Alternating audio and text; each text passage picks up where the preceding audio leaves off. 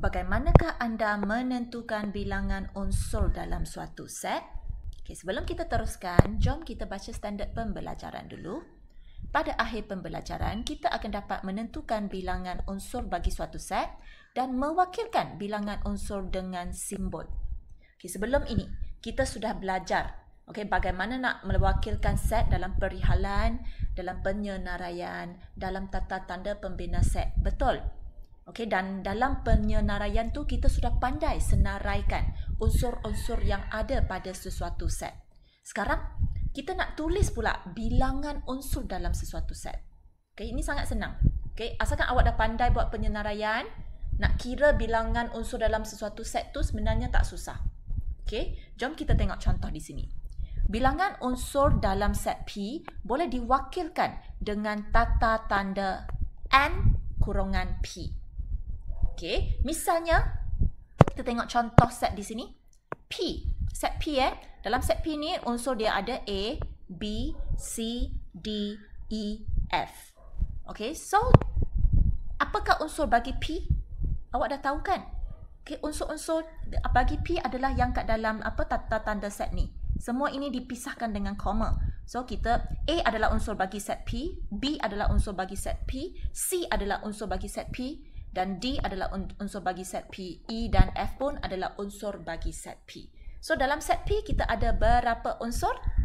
1, 2, 3, 4, 5, 6. Itulah sebab dia kata bilangan unsur bagi dalam set P adalah 6. So cara nak menulis yang macam bawah ni lah. Kita tulis dia sebagai N kurungan P sama dengan 6.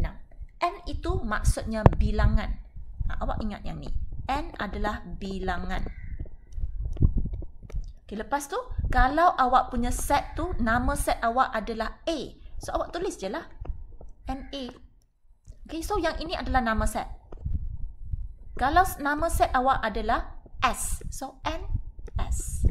Jangan lupa nama set wajib ditulis dalam huruf besar. Itu awak kena ingat. So yang kat dalam kurungan ini, huruf ini, awak kena sentiasa tukarlah. Ikut soalan. Boleh Jom kita tengok contoh 3. Senang je. Diberi set P sama dengan huruf dalam perkataan wawasan dan set Q X. X iaitu unsur ingat awak kena ingat X adalah maksudnya unsur. Unsur dalam set Q adalah nombor 2 digit yang hasil tambah digitnya sama dengan 7. So dia nak kita cari NP. Maksudnya dia nak kita cari bilangan unsur dalam set P dan bilangan unsur dalam set Q. So, senang sahaja. First step, kita kena senaraikan semua unsur yang ada dulu. Ini penting. So, kita tengok dulu. Kita mula dengan A. Dia nak cari NP wajib. Kita perlu tahu dulu dalam set P, unsur-unsur dia adalah apa. Huruf dalam perkataan wawasan. So, huruf dalam perkataan wawasan, kita ada W. Kita ada A. W sudah ulang. So, kalau unsur yang berulang, kita tak perlu tulis lagi. Kita tulis sekali sahaja dah cukup. A pun sama, sudah ulang, tak payah. Lepas tu S, lepas tu N. Ada lagi tak unsur ataupun ada lagi tak unsur bagi set P, iaitu huruf dalam perkataan wawasan? Dah tak ada dah, ini sahaja. So, N set P. Bilangan unsur bagi set P. Ada berapa? So, kita kira je. 1, 2, 3, 4.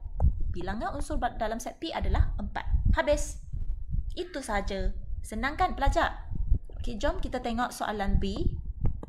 Nak cari bilangan unsur dalam set Q. First, kita kena senaraikan semua unsur yang ada dalam set Q. X, dia kata unsur dia ialah nombor 2 digit yang hasil tambah digitnya sama dengan 7. So, senang sahaja. First, nombor apa yang tambahkan kita akan dapat 7. 1 tambah 6. Kita akan dapat 7. Betul? Sebenarnya first kita mula dengan 0 tambah 7. Tapi biasanya 7 ini kita tulis sebagai 7 kan? Kita jarang tulis. Bukan jarang lah. Memang kita tak guna pun 0, 7. So, 0, walaupun 0 tambah 7, memang sama dengan 7. Tapi sebab kita jarang tulis 0, 7 macam ni. Biasanya kita tulis 7 je. Itulah sebab kita tak ambil kira 0, 7. Sebab yang kita tahu yang sama dengan 7, 1 tambah 6 kita dapat 7. 2 tambah 5 kita dapat 7 juga kan? So 25 Lepas tu 3 tambah 4. Kita dapat 7 juga kan? So 3, 4. Seterusnya dah dapat teka 4, 3. Walau cikgu ini sudah ulang, kenapa boleh tulis lagi? 34 dengan 43 sama tak? Tak sama kan? So kita boleh tulis.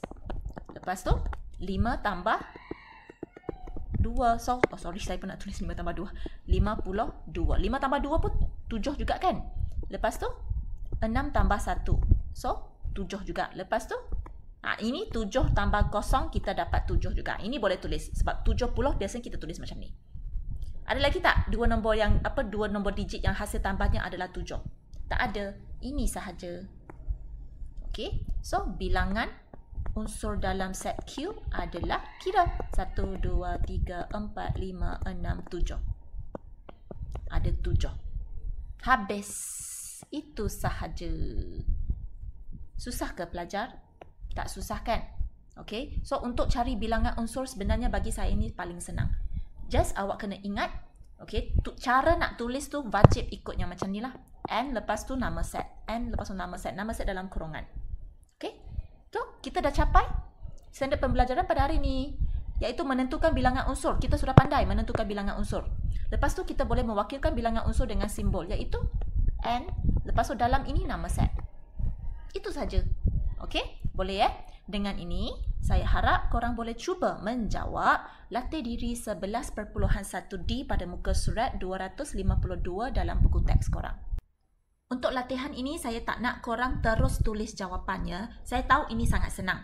Okay, tapi saya tak nak awak terus tulis jawapan kecuali soalan A. Soalan A ni sebab dia sudah senaraikan semua unsur dalam set A.